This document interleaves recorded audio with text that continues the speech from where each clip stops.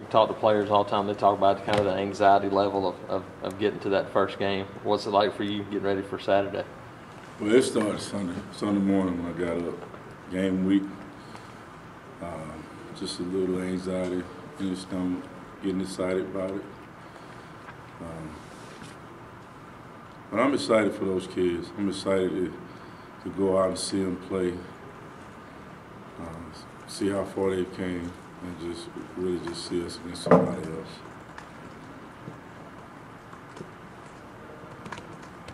Still planning to run a lot of people in a tackle in the end? Oh yeah, still planning to play a lot of them.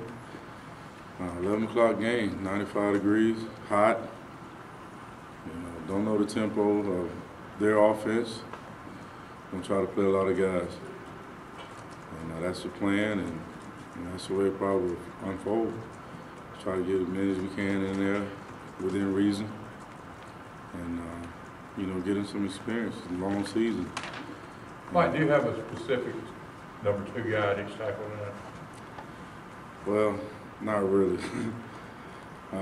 After Jeff and Kenny, you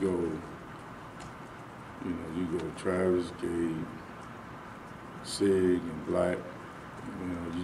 Those guys. Any of those guys can be in there at any time. Probably listed on the depth chart is probably Black and Sigler right now, but all those guys gonna play. I tell them don't worry about where they are on the depth chart. Just plan to play and plan to play well. What's the Brian Niles situation? Right now, Jabron Niles is not on our dress squad.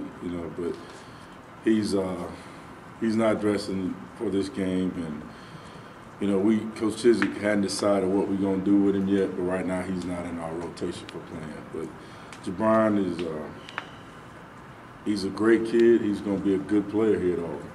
He really is. I saw some things from him this fall, and he just right now he just ain't ready to get in there.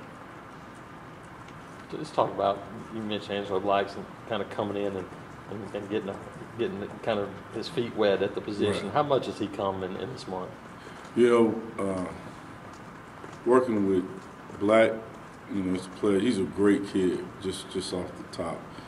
And just to see him come in and really work, Saturday's going to be big for him.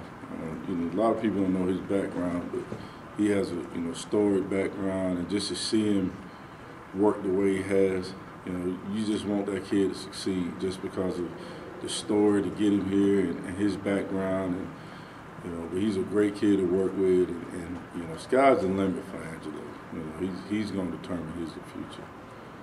Just by how he works, he's going to be a guy that's going to be successful off the field and on the field. He has a lot of talent, and he has a great attitude. He's one of them kids you wish you had 10 of. And it'll be exciting. I'll be excited to see him go out, see how he responds to the Auburn crowd and that crowd getting that defense going, and taking it to another level with the crowd behind him. So it'll be interesting to see. I know he's gonna make some mistakes, but he's gonna be something. He's gonna be a good player.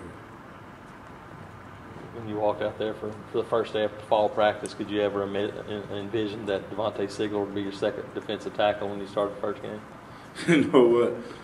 I didn't know. When I walked out there with all them freshmen, I didn't know what we was going to end up with. But, the thing about them all, they good kids, and they just hungry for knowledge. And I have to run them out of my office sometimes. They just in there watching film and asking questions, and it's never a dull day of practice because those kids, those kids eager to learn. And for a guy that haven't lined up at a college game at D tackle to be a second team, it just shows you what kind of kid he is. He's just hungry for knowledge, and also you got to realize that he hasn't lined up, and he's gonna make some mistakes, but the kid just has a lot of talent and just a will to learn. That's what I enjoy about my room. All those kids they want to learn and they're starving for knowledge. And it's a pleasure to coach guys like that. At the same time, they're gonna make mistakes, but when they make mistakes, they try to learn from them. And that's all you can ask. With all the emphasis nowadays on recruiting and how it's like a year-round deal, I mean, how much different is that from when, you know, you were getting recruited, when you were coming in high? I mean, how much bigger of a deal is it now than when you were getting recruited? Just to give you a story, when I was recruited by Auburn, Tennessee, Chattanooga, Tuskegee, Alabama State. And, you know, it just wasn't a big deal. And right now, it's almost like, it's not like even like the pros, because they just pick who they want. Now, these kids are getting told how great they are, and they having to pick from 50 to 100 schools. And I don't envy them, because, you know, when they come in here, the expectation level is out the roof. And yet still they got to come to the SEC and play football, which is probably the toughest league in the country, and probably at the toughest position in the country to come in and play. So, you know, you have to do a great job of bringing them along, still realizing that they're 17, 18-year-olds trying to play a man's game in a man's conference. So, you know, recruiting just is a disadvantage to some of those guys, because those stars kind of tell them they're great. But me and you both know when they come in here, them stars left when they walked in the door. So it's just changed the mentality of the kid. You know, a lot of them, when we came in, you know, we were humble. A lot of these kids, you have to humble them. And I think, you know, after a couple of weeks of practice, it humbles them. So now you got to build them back up to get them on the level you want them on. So, you know, there's some positives and some negatives to it. But overall, when a kid come in, if he's willing to learn, it doesn't matter, you know, about recruiting.